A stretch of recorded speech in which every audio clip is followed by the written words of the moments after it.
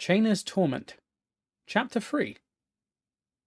Skellem's howling, flying thing had done its job. There was no one in the streets to observe Azza and Chaina as they galloped towards the manor. He saw several frightened faces peeking out through windows or from behind cracked doors, but no one was foolish enough to risk interfering with Azza's progress. They raced past the initiate's dormitories, where Chaina lived after Skellum started training him. Beyond the dorms was the largest port on the continent, its docks wholly owned and operated by the Cabal. Between the docks and the dorms was the city's main arena, the bloody pits where Chaina had fought for and earned a place in the Cabal hierarchy. Azza bounded for a sharp left turn, and there it was, the manor, where the first lived and lorded, where all the world came to bow and beg for the Cabal's favour. Chaina had only been inside once before his initiation, but he remembered every detail. It was a huge structure, 10 stories high and 2 city blocks wide. The thick stone walls had been carved and set by the finest dwarf masons and further reinforced with magic and metal. It would take the destruction of the entire city and a half-mile of the bedrock below to put a dent in the first's home.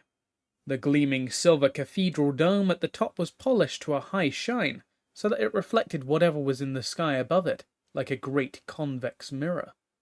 At the very end of the manorway where Azza and Chaina were, the dome and the toothed drawbridge gate combined with a huge observation tower in front of it to give the viewer an impression of a huge, grinning metallic skull with horns. Home at last, Chaina thought, but his good humour was already fading. Passerbys this close to the manor were more used to screeching monsters than the people in Roop's neighbourhood. Skellum's winged thing had only caused this foot traffic to clear a path rather than vanish behind locked doors. The sparse crowds gave Chaina and Azza plenty of space but eyed them suspiciously as they passed.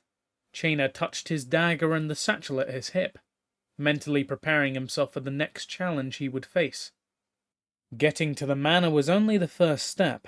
He would have to get inside and then convince layer upon layer of armed guards and petty bureaucrats that what he carried was for the first alone.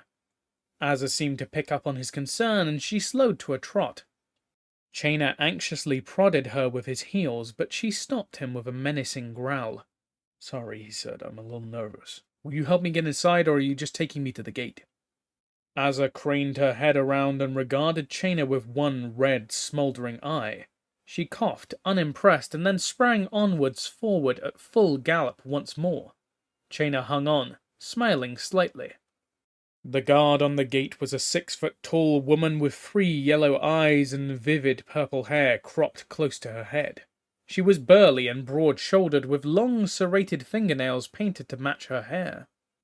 Unlike most of the guards Chaina had met in his life, she seemed neither bored nor bullying. "Who goes?" she called. The top eye in the middle of her forehead squinted in the dusky gloom. "The Cabal is here." "And everywhere," the guard replied. All 3 eyes now squinted. "Azza, old girl, is that you?" Azza coughed again, then reared up, almost tossing Chaina off of her back. The left eye winked at Azza while the other 2 oriented on Chaina. "And you must be Skellum's boy." "I am Chaina. I seek an audience with the first. I have urgent—" The guard held up her hands.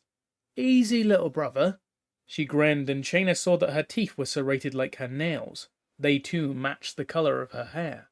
"We've been expecting you." The guard stepped aside and waved the mounted pair in. "Proceed to the great hall. You will be met there and escorted to the first. Azza," she added, "don't let him wander off on his own." Azza growled, more annoyed than angry, and the guard laughed. As the great dog padded into the manor, the guard winked at Chaina with all 3 of her eyes in succession. Unlike the offices in the administration building, the interior of the manor was decidedly still and silent. The first used the manor primarily for advanced rituals and to receive important guests. All of the Cabal's actual work was conducted in the streets, the homes and offices of syndicate executives, or the arena. Apart from a handful of visible guards, there were very few people between the entranceway and the great hall. Chaina gazed around as Azza bore him on, taking in the ornate decoration, the trophy displays of wealth and prestige, and the simple sheer power humming from the gemstone chandelier. Overwhelmed, Chainer lowered his eyes and focused on Azza's muscular neck. He was being admitted to the manor, escorted into the presence of the first, and yet, he reminded himself, he carried the finest treasure yet at his side. Eyes up, little brother. Skellum waited for them near the fireplace at the center of the great hall. Before Chainer could hail his mentor, Azza sat down and tossed him off with a short shrug of her shoulders. She bounded up to Skellum. Of course I'm fine. Skellum held his hand out and Azza sniffed it. She quickly sniffed the air around him and then barked happily.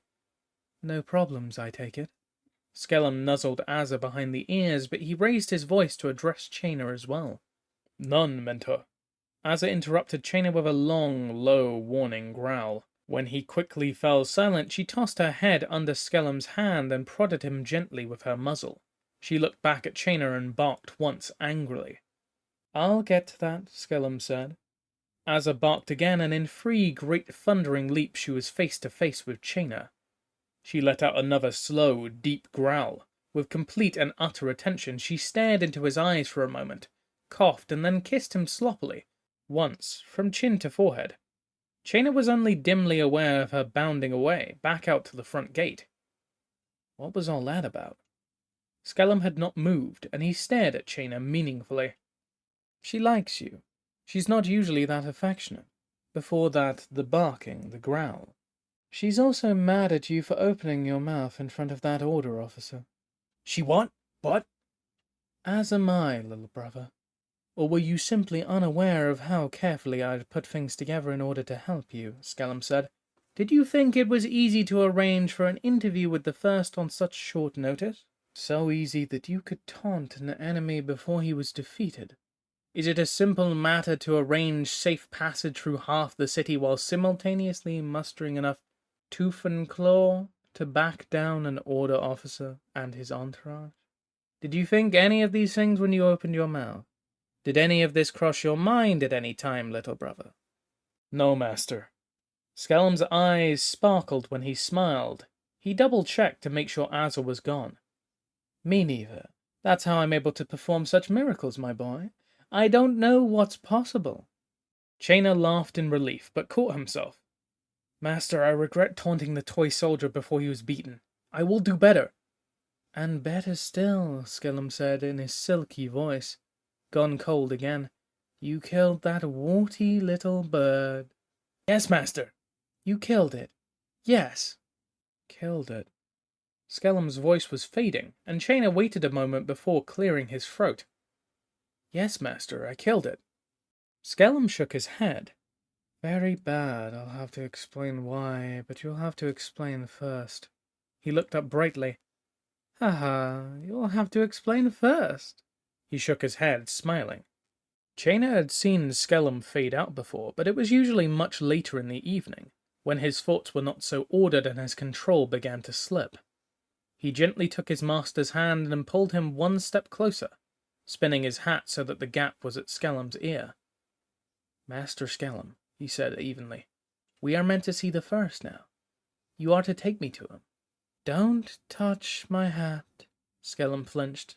Chainer, there you are.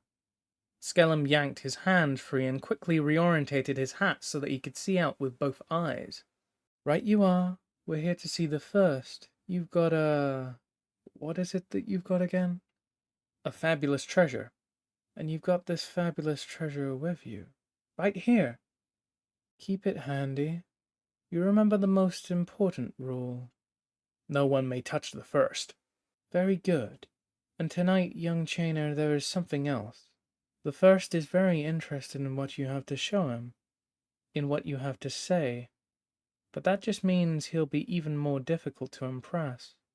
If you had passed him at a formal dinner and said, hey, look at this fabulous treasure, it would have been an easy sell, but we've asked for a special audience. A great inconvenience to a busy man like him. We must tread lightly. Do not speak to the first unless he speaks to you. If he approaches you, stand perfectly still. Don't do anything that might annoy him. And as for Kuber's sake, don't flail around or duck away from him. The last man to do that was killed, reanimated, and propped up in the smoking lounge for 5 years, so guests could put their cigars out on his forehead. You may want to spend the next half-decade as a zombie ashtray, but I don't. For both our sakes, stand still and listen. All right, Skellum, all right, Chainer sputtered. Skellum's eyes went cold again. Master. You call me master. What do you call me? Chainer was taller than his mentor, but Skellum had a way of peering up from the gaps in his hat with his cold, angry eyes that was 10 times more threatening than sheer size. Master. I'm sorry, Master. I'm serious, Chainer. One slip and we both go down. Currently the first thinks very highly of me, and I'd like to keep it that way. I understand, Master Skellum. Skellum smiled and gave his hat a spin. He stopped it, unhooked it, and tucked it under his arm with a flourish. Then let's go. They were admitted into the antechamber outside of the first study. They were not searched or magically bound from doing their host harm, as an outsider would have been. There were nonetheless a dozen armed humans and monsters standing ready in the first private chambers. The room was dark, lit only by black candles atop tall silver poles. The first stood with his arms behind his back at the far end of the room, under a massive oil painting of himself in formal robes. 4 human men and 4 human women in matching blouses moved constantly around him, translating his commands and his movements into a complicated dance. His attendants were the only ones allowed to approach him, and even they maintained a safe distance at all times to keep from brushing against him. 2 of the 8 had an outline of a skull etched in bone white on the front of their black blouses. The other 6 had a yellow skeletal hand. The first raised his arms high and wide, and his attendants spread out beside him, then moved forward to interact with his guests. Master Skellum, the first said formally, whose secret name is Cyberus. Welcome. The Cabal is here, Pater. And everywhere. Chainer's life froze when the first turned and met his eyes. He had seen the first once before, but he had not seen him in such detail or for such raiment. He was dressed now in black hide, cured and tanned until it was as stiff as glass. His clothing seemed coated in a thin film of oil, especially at the elbows and shoulders. In this simple, business-like robe, head unadorned, he seemed more intimidating than he did in full headdress and regalia. Apprentice Chainer, whose secret name is Missoura. Welcome. The first was old, but not wizened. His skin was grey and smooth as stone. Chainer heard a voice from very far away mutter, The Cabal is here, Pater, and then realized it was his own. And everywhere. The first's eyes were milky and white, but this indicated an increased faculty rather than a diminished one. It was said that the first could see through a person's soul as easily as he could see through walls. The grey-white orbs darted and focused around the room. I understand you have something for me. From the far end of the room, the first stretched out his hand, palm up, and one of his attendants bearing the skeletal hand standard approached Chainer. I will have it now, Misera. The attendant's eyes were blank and glassy as the man waited to receive Chainer's package. Chainer hesitated only long enough to glance at Skellum. He had been determined to put the sphere directly into the first's hands, but it seemed that these people were his hands. Chainer untied the drawstring on his satchel and held the sphere at arm's length so that it hovered 6 inches above his hand. The sphere floated from over Chainer's hand to the hand attendants. Numbly, the man turned and carried the sphere to the first. Chainer did not breathe while the first examined the sphere. Remarkable, he said at last, balancing it over to his right hand. The first gestured with his left. 2 more of the hand attendants came forward, bearing a sturdy black box with runes engraved in a band around its lid. The first placed the sphere inside the box, closed the lid, and muttered a few words. The lock flashed, the seam between the lid and the box disappeared, and the attendants carried the sealed box away. The first turned to Chainer again. Remarkable, he repeated. He regarded the younger man, a finger tapping his upper lip. You call yourself Chainer? Potter. Chainer, you have my thanks. Such a treasure freely given. Do you have any idea what it is? No, Potter. The first touched his temple, and one of the Skull's standard attendants stepped forward. I think I might. To the attendant he said, Make a note. I want Chainer summoned to me again when we've determined exactly what this treasure is. I want him to know as soon as we do. The attendant nodded, bowed, and stepped back. The first glanced over at Skellum, and then stared hard at Chainer. I wonder, Chainer, he said, if you would have beaten such a path to my study if you'd known exactly how powerful that sphere is. Either you are very loyal or very unobservant. Chainer felt the back of his neck go cold. I am your obedient child.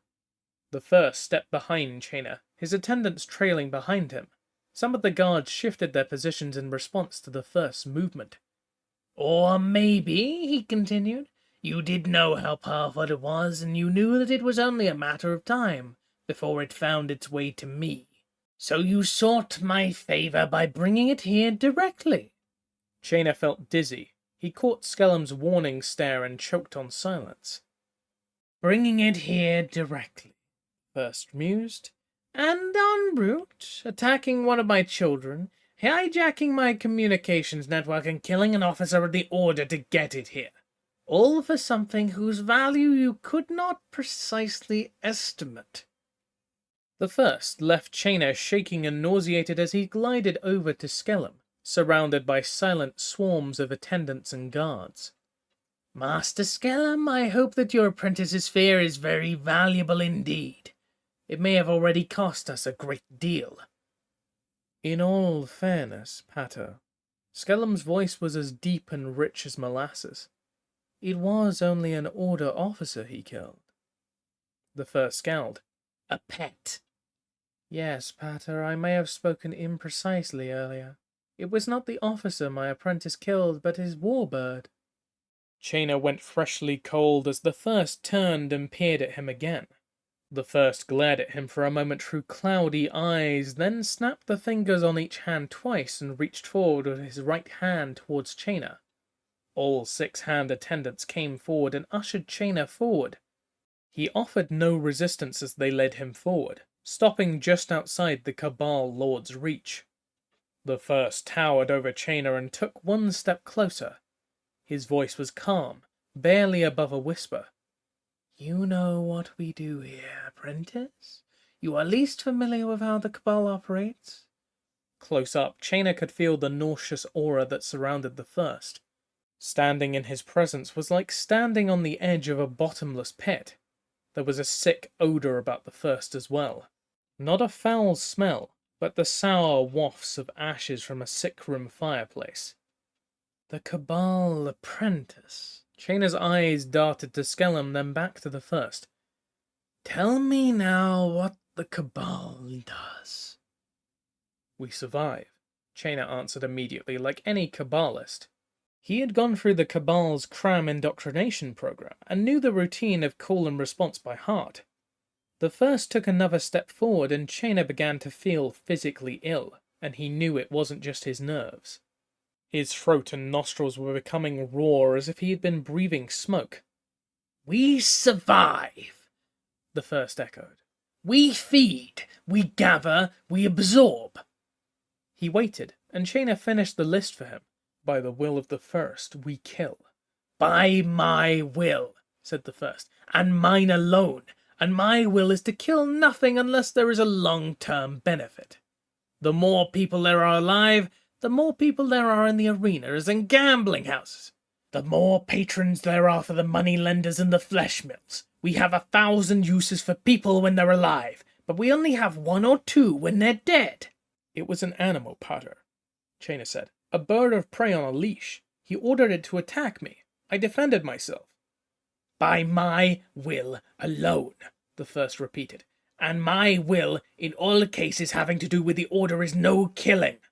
I am quite comfortable with the current relationship between their governing body and ours. They claim to be the law, while we are content to be all that is outside the law. Even as they recruit and convert warm bodies, our endeavors see higher and higher profits. They suppress society's truest urges and we release them. It's a delicate situation, one that I've spent years crafting. Do you understand, apprentice? Yes, Pater. If there is to be an escalation of hostilities, it will be according to my schedule and agenda. Yes, Pater. The first drifted back to his spot under the painting at the far end of the room. His attendants silently followed. Chainer exhaled, drawing fresher air into his lungs. He felt stronger with each step the first took away from him. Skellum, the first sounded casual, almost conversational, tells me that you at least didn't waste the death. No, Pater. As he told me, I captured the bird's essence. Then this has not been a total loss, Chainer. Yes, Pater. Come here. The first spread his arms out in wide welcome, with his attendants keeping 3 feet of space between themselves and his person at all times. Chainer knew that Skellum would be trying his utmost to will Chainer into a state of calm, but Chainer was overwhelmed beyond panic. He stood silent and still as stone. If the first rewarded him here and now, or killed him outright, or burned out his brain and slapped a hand-standard blouse on his back, he didn't think he'd even flinch. The sickly odor hit Chainer again as the first brought both his arms together in front of him. In response, one of the hand attendants stepped forward. The attendant hugged Chainer, barely lifting him off of his feet, then stepped back into the ranks. 2 other hand attendants urged Chainer to his knees, tilted his head, and then cupped his hands around his ear. I said your sphere was remarkable. The first spoke in a conspiratorial stage whisper that was clearly meant for Chainer alone. And so I remark upon it. What you have done is a great service to the Cabal and a great honor to me. I offer you my hand in gratitude. One of the attendants came forward and held out his hand, palm down. Chainer took the hand and pressed it to his forehead. You will be fairly rewarded for your services tonight, and more, you will be remembered. The attendant pulled his hand away, and all of the attendants around Chainer stepped back to let him rise. Go back to your quarters and wait. I would speak with Master Skellum about your future. He will tell you what we decide, but rest easy on the cushion of a job well done, Chainer. I see your future as one of wealth and power. The first crossed his arms behind his back, signifying that the interview was over. A human guard tapped Chainer on the shoulder and gestured with his pike. The first is wise, Chainer said. Long live the Cabal, the first replied. Chainer was led out, but he saw Skellum smiling. He was led all the way out of the building, past the sharp-nailed guards and out onto the street. When his escorts turned back, Chainer walked on in a kind of daze.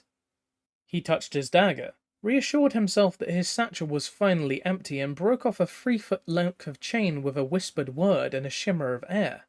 He began spinning the truncated chain around his fingers, one of the most basic dexterity exercises he knew. He felt drained, but his head was still buzzing. He couldn't feel his legs, yet he knew he could walk for miles. He sauntered on, spinning the chain as he strolled, faster and faster. He smoothly transferred it from hand to hand as he walked, and realized that he was happier than he had ever been in his life. I think he's ready, Skellum. You may begin. He is ready, Pater, but I would prefer to have a few more months before. He is ready, but he needs a few more months. Speak clearly, Skellum. Pater, he is ready to begin his Dementus training. I can have him back in the pits in 6 months. The first waited silently, then said, You are being evasive, Skellum. Something I taught you.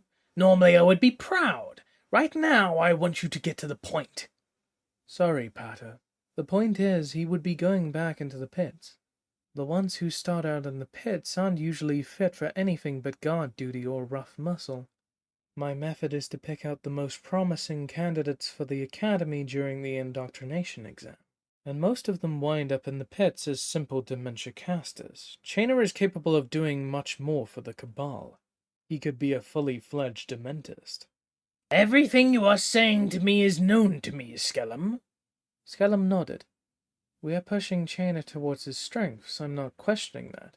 I am simply wondering if we're pushing too fast. Dementia training has snapped many a young mind beyond repair. We have high hopes for Chainer. I don't want to lose such a valuable asset after investing so much time and effort.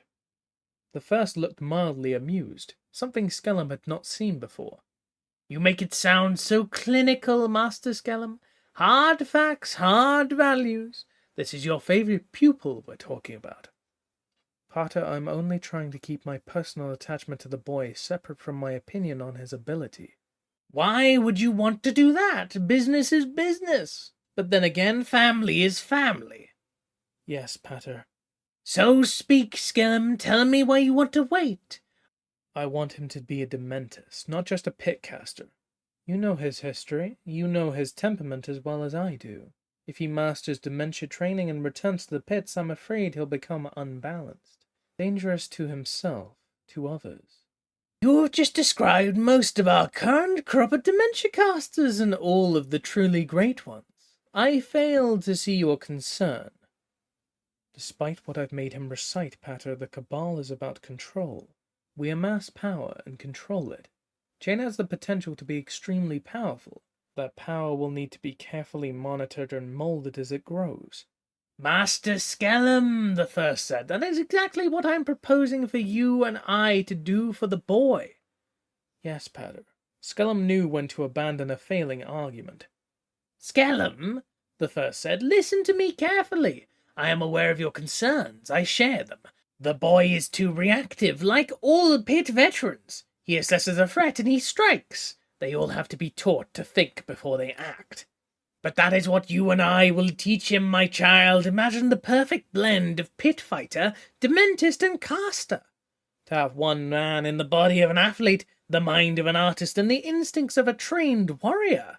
Imagine him as a pit boss, supplying an entire games with just monsters in his mind. Or picture the spectacle he'll put on when he enters the pit himself. And if the Order declares a crusade, the death squads come calling again. Imagine how hard he will fight to defend his home and family. Pater? Skellum hesitated, then blurted, Are the death squads forming again? Has Captain Piana violated the arrangement? No, but her grip on power is not absolute, and none of us are immortal. The first smiled patiently. No, Pater. Do not worry, Skellum. Begin the next stage of Chainer's training first thing tomorrow. We will not lose him. And tonight, he went on, I want you and him to join me in my private box for dinner in the main event. His face alive with showmanship. The first voice rose with gentle anticipation. We're having a quartet of cephalid deep-sea warriors fight to the death against 4 flying Nantuko bug people. The master of the games is going to enchant the arena, cancel gravity to let them float around freely so that they can have a good and proper crack at each other. We'll be there by the opening horn, Pater. Outstanding. The first crossed his arms behind his back. The first is wise. Long live the Cabal. Skellum was escorted from the chamber and went off to tell Chainer the news.